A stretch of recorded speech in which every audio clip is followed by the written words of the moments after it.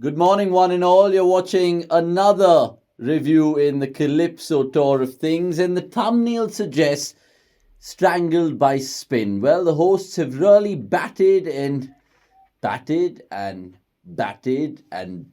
so much so that we can just start the show.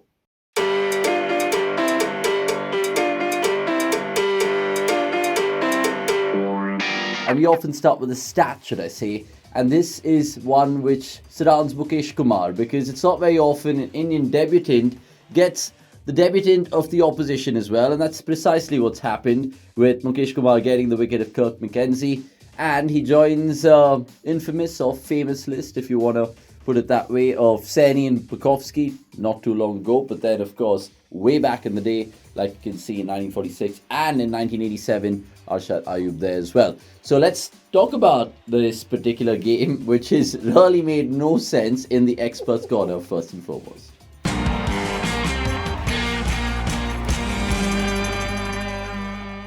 Right, in the experts' corner, it's all the plaguing points. But guys, what do we talk about? I've got like a bunch of notes here. I want to talk about Mukesh Kumar. Is that a possibility? I mean, good morning, good afternoon. I've not even introduced you all. That's how sleepy we are. Let's start with the most agitated man on screen, which is Gurkirat. Mukesh Kumar. Here's a man, Paji, who's from Gopalganj, Bihar. I'm sure many people are watching right now from that location. He moved to Bengal. He's got 149 list A wickets. He became 308 cap number for Tests for India.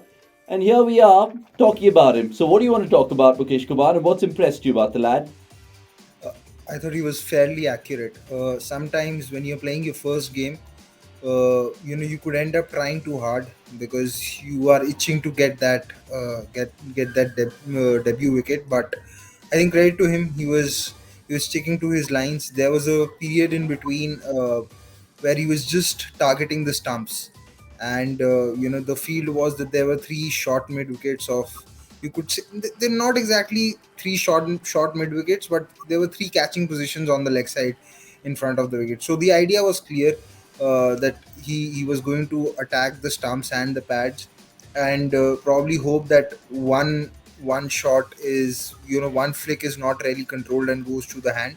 So I thought he showed the patience which was probably required to bowl on the switch, which is something that would keep him in good stead and could actually give some signs to the management that okay, this boy is someone who has it in him to have that patience to bowl in those periods where nothing is happening, because that is exactly the kind of bowler that India have missed out. If you talk about the last four Sena tests where India have lost, they've lacked control. So on a docile pitch, to see someone like him who's playing his first game to have that control is something which is impressive.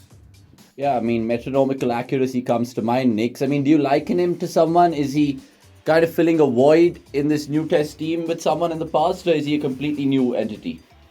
I hope he'll be a new entity, but you can see, as Pari said, there is control, there is accuracy, and that is very, very important. And he could just be the perfect foil for an attack that has Siraj, and hopefully when Bumrah is fit. So then it fills the void that you have with no Ishan.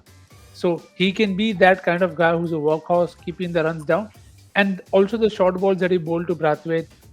It did go for runs, but you could see the plan that was there, and he stuck to it, which is good to see. Not desperate, so a good head, hopefully a long run for him.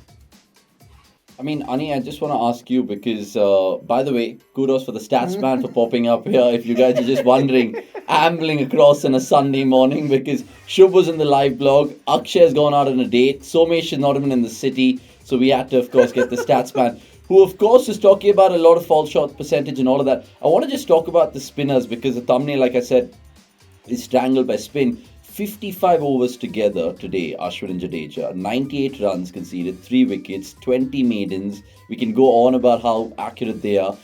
What is it with them in bowling marathon spells? Is it something which is just second nature now?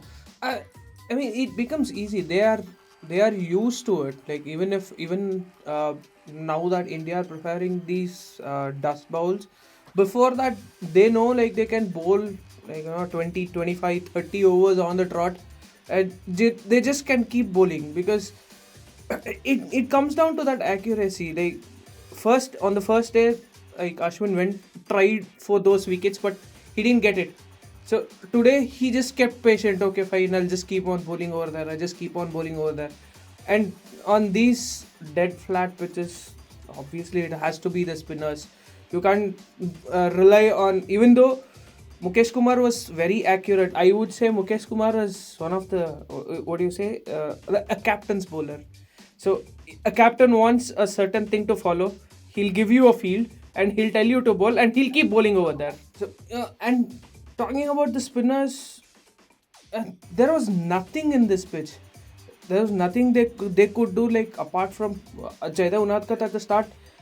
A bit he troubled a bit, but nothing he could do. The pitch is slow, I mean, and it's a docile wicket, and you can't really talk about it. it's just like Paji, I mean, I just want to ask you about West Indies, yeah? I mean, shouldn't they show some intent? They're 1-0 down in the series. I mean, talk about slow batting. How are they going to kind of fight it out? Are they just playing for a draw to get some points? No, so see, actually, it's that kind of a pitch. Like there was some pace I felt on the pitch halfway through the first day, and we saw that from the first hour after lunch on first day that the pitch got slower. It was becoming difficult to force the issue, and you felt that there were some good shots which didn't reach the boundary because of slow outfields as well. So see, it's understandable why West Indies batted the way they did, because once you've lost a test match in under 3 days, which was on a pretty similar pitch, you want to put up some fight, you want to bat longer, you want to make the opposition work harder. uh, if this test match ends in a draw, or if West Indies end up eventually losing on the fifth day, I think what they'll come back to regret is the decision to bowl first on this kind of a pitch, because they made those matters difficult for them by you chose to play Ashwin and Jadeja in the fourth innings given how the pitch was. So I think that is something that they'll come back to regret. But uh, coming to the pitch bit, I mean, the pitch in Port of Spain has just made this thing for viewers as a sport of pain. I mean, it's so painful. It's really been very painful too, because, and I say this regardless of format, regardless of what is the quality of the two teams that are playing. If you want to make cricket watchable, you need the pitch to have some kind of a pace. If the pace is missing from the pitch, you will have these matches where it's difficult for bowlers, where it's difficult for batters. You may not it will only be attritional cricket, and yeah, it can get to you because if nothing's happening. Yeah, I get that sentiment, but Nix, I just want to probe this matter more with West Indies. Two-match test series, right? I know you've been bundled out in the first test within 3 days and you want to show some fight and grit like what Paji mentioned. But surely one of them had to take the initiative. One of them, I understand all of their strike rates were below 40 today and they're trying to bide their time. But how do they even kind of go about winning the game? We're going to be at day 4. They surely can't really, I mean, they can at the best get 100 runs deficit max from here. So West Indies really need to come up with some answers, right, Nick? Yeah, but as Paji said, you have to understand where they are coming from. They have quite a few youngsters who have actually done very well. You saw the way Kirk batted. Athens has done very well. So actually, I'm actually happier that they've been able to survive so long. It is not something that you usually associate with teams that on such surfaces where there isn't much, you may be tempted to go into your shots and then get out early. Every one of them has looked to apply themselves. Yes, it may not result in a win, but then this is going to be a longer run in terms of the kind of decks that they're playing on. So it's not something that they like to play on. So in that sense, maybe they've said that we are too far behind. 4:30 is way too far behind, and there is rain forecast. You would not want to think too far ahead and get yourself into a tangle. So you take what comes to you, bat out, and then see what happens on day 4, day 5. Because this surface Yeah, you know it is going to be slow, so you in can't just comparison, overthink. yeah. In comparison, if you look at it, they were bowled out. They lost 20 wickets in the first test, I believe, in 114 overs, and they've nearly batted that much in this inning. So there is positive for them. And Brathwaite was always going to bat like this on this pitch, because he's someone who has to hold one end up.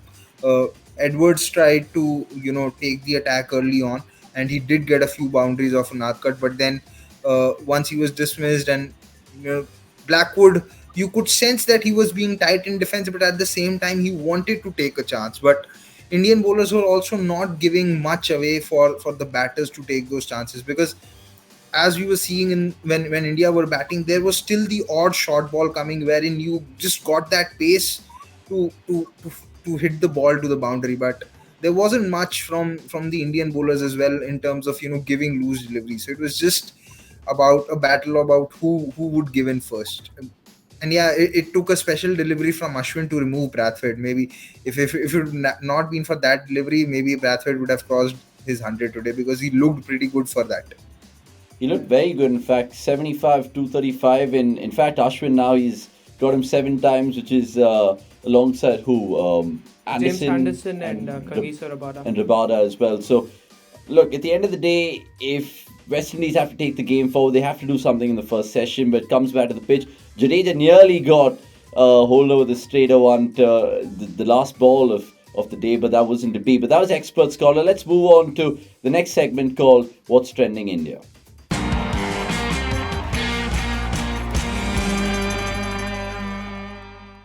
Remember, yesterday we showed you a fun element. Today we're going to just talk about something controversial, maybe in certain parts of the world.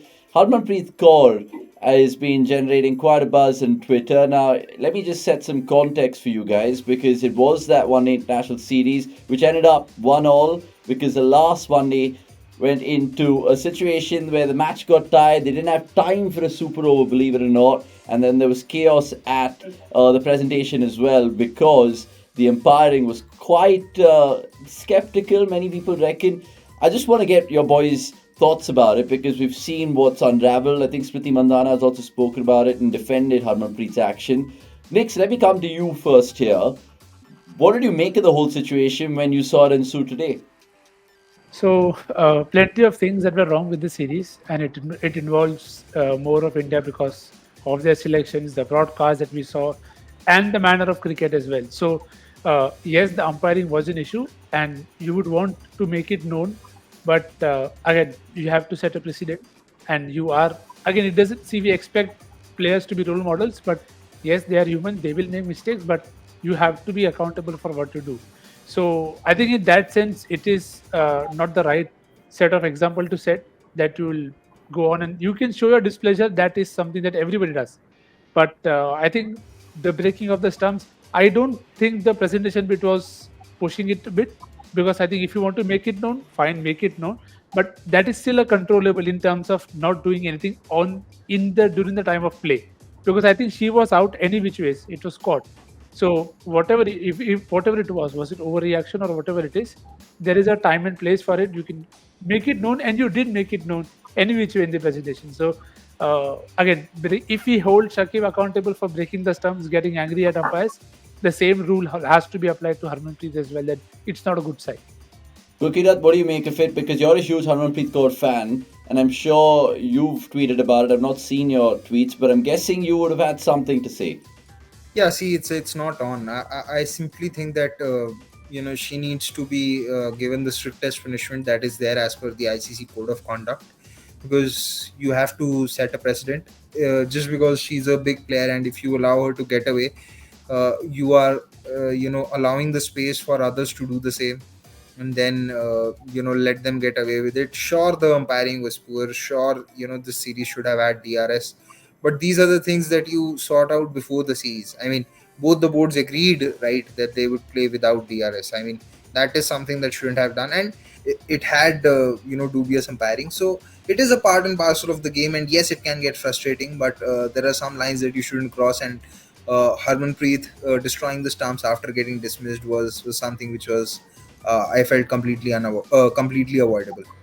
Yeah, not a moment that you can digest easily if you're an Indian fan, let alone a Harmanpreet Kaur fan. But that was in definitely a trending section. Hope you enjoyed that. Let's finally move on and finish this show by the fun segment, which is Who Am I?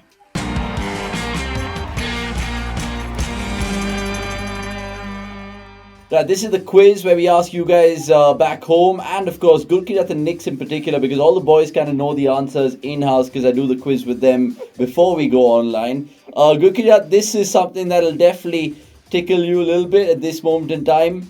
Who's this person? Ravindra Jadeja was his first test wicket His last one day international was in 2017 and he's never played the IPL. Now, obviously, all these players are West Indies or India. Gurkirat, Nix, any guesses? Trying to He's think. all played the IPL. West Indies. Is it Shannon Gabriel? No. Close, but no cigar. I keep saying that to Gurkirat in these kind of who am I segments in terms of close but no cigar. But let's see if you can get the second one, Gurkirat. Because you, I know for a fact, like this player, but let's see how much you remember him. Right? So let's put that second illustration out. This player, sorry, Gurkirat doesn't like him, but the other player Gurkirat likes. We'll come back to that man. But this man is the first ever bowler to bowl 2 maidens in a T20 international.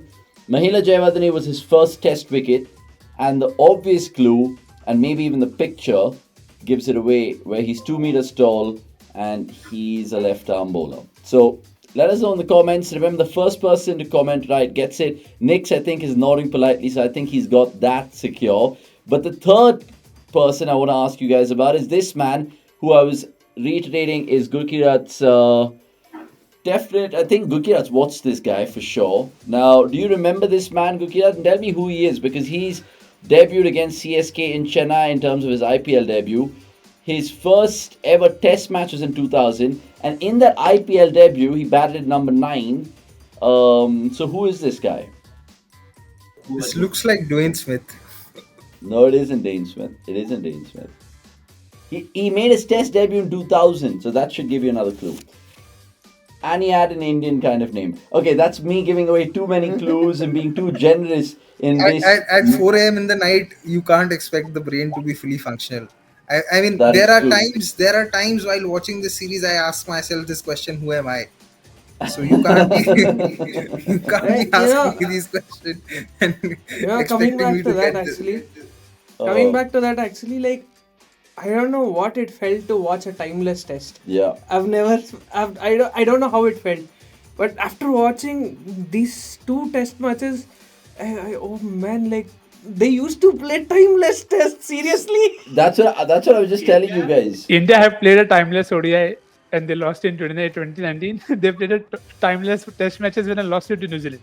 Both timeless. That timeless IPL final was only unbearable. Speaking of time, we're running out of time in terms of this Calypso Cricket Confrontation show. Thanks so much for watching, guys, because certainly what is going on my resume is enduring this West Indies tour of India for sure. It's absolutely diabolical. Gurkirat, thank you so much for your time. Nix as well, and Anirudh for stepping in. More to come on cricket.com, and have a fantastic Sunday. It's a goodbye from us.